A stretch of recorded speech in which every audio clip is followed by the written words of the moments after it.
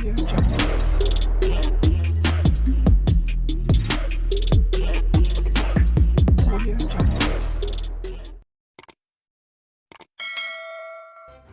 kasih karena memilih channel ini. Sebelum kita mulakan video ini, sila pertimbangkan untuk menekan butang like, share, dan subscribe, dan aktifkan butang lonceng Anda agar Anda sentiasa mendapat info-info percuma pada setiap hari dari channel kami. Dan tinggalkan komen Anda karena komen Anda amatlah dihargai. Terima kasih. Ada dua perkara sering dilanggar ahli Dewan Rakyat dalam persidangan, yaitu bahasa Melayu sebagai bahasa rasmi dan larangan penggunaan ungkapan kurang sopan serta bersifat seksis.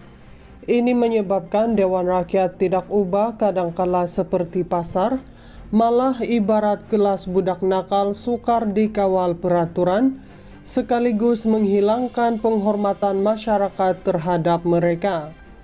Jika dahulu hal sedemikian tersembunyi lantaran ketiadaan rakaman atau siaran langsung, kini masyarakat sudah dapat menyaksikan segala-galanya. Dewan Rakyat sepatutnya berperanan sebagai entiti legislatif, membuat undang-undang dan akta. Malangnya mereka menduduki kerusi mulia itu tanpa segan silu, melanggar peraturan sedia dimaklumi.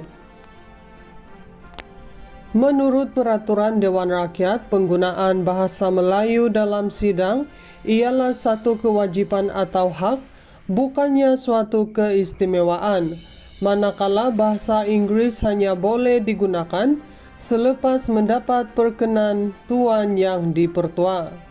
Malangnya, ada ahli parlimen dengan sewenang-wenang dan bangga menggunakan bahasa Inggris tanpa kebenaran. Walaupun ada ketikanya mereka meminta izin selepas bercakap. Mereka hanya bersandar pada frasa dengan izin selepas mengeluarkan bahasa Inggris tanpa menunggu maklum balas daripada yang dipertua Dewan. Malah, kadangkala tonggok peneraju persidangan pun terkeluar bahasa Inggris. Bahasa Inggris jelas menjadi senjata melengkapkan pesona seseorang ahli dewan bahawasanya mereka mempunyai nilai keintelektualan yang status sosial tinggi. Bahasa Inggris menjadi tanda aras kehebatan seseorang, tidak boleh ditinggalkan biarpun dengan hanya mengucapkan sebaris ayat. Selain itu, penggunaan bahasa kurang sopan atau bersifat seksis menyalahi peraturan mesyuarat perkara 36/4 juga terlalu berleluasa hingga sukar dikawal.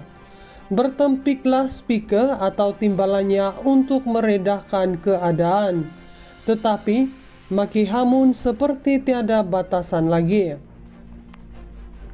Inilah masalah menghantui persidangan Dewan Rakyat, sedangkan rakyat menyerahkan mandat kepada mereka untuk memberikan contoh dan teladan baik sebagai pemimpin menjaga tata tertib. Sampai bilahkah situasi sebegini mewarnai Dewan Rakyat? Atau memang perangai mereka seharusnya dikekalkan begitu bagi memberikan merit kepada seorang wakil rakyat berani? Jika keadaan itu mahu diredahkan, apakah kaedahnya? Dalam konteks ini, ada dua kaedah dapat memastikan pelanggaran peraturan itu tidak berlaku, yaitu pertama, secara ideologikal atau pendidikan sahsia, manakala kedua penguatkuasaan peraturan dengan hukuman bersesuaian. Bagi memastikan semua ahli Dewan Rakyat boleh berbahasa Melayu dengan betul dan baik, semua parti hendaklah menyaring calon pilihan raya dengan ketat bagi mengelakkan wujudnya ahli parlimen tidak pandai berbahasa Melayu.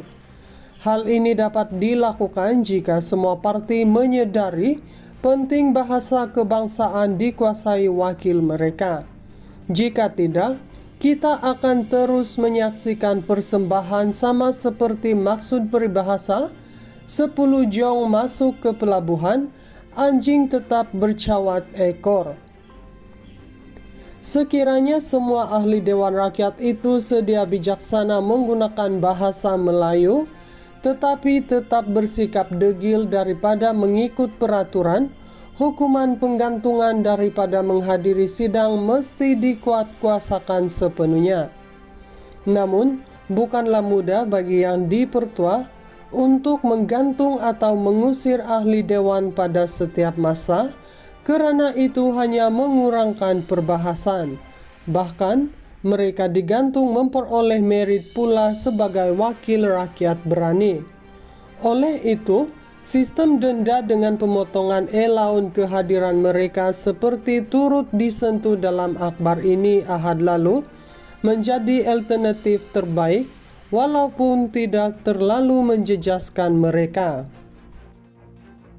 Ada dua perkara sering dilanggar ahli Dewan Rakyat dalam persidangan, yaitu bahasa Melayu sebagai bahasa rasmi dan larangan penggunaan ungkapan kurang sopan serta bersifat seksis. Ini menyebabkan Dewan Rakyat tidak ubah kadangkala seperti pasar, malah ibarat kelas budak nakal sukar dikawal peraturan, sekaligus menghilangkan penghormatan masyarakat terhadap mereka. Jika dahulu hal sedemikian tersembunyi lantaran ketiadaan rakaman atau siaran langsung, kini masyarakat sudah dapat menyaksikan segala-galanya. Dewan Rakyat sepatutnya berperanan sebagai entiti legislatif, membuat undang-undang dan akta. Malangnya mereka menduduki kerusi mulia itu tanpa segan silu melanggar peraturan sedia dimaklumi.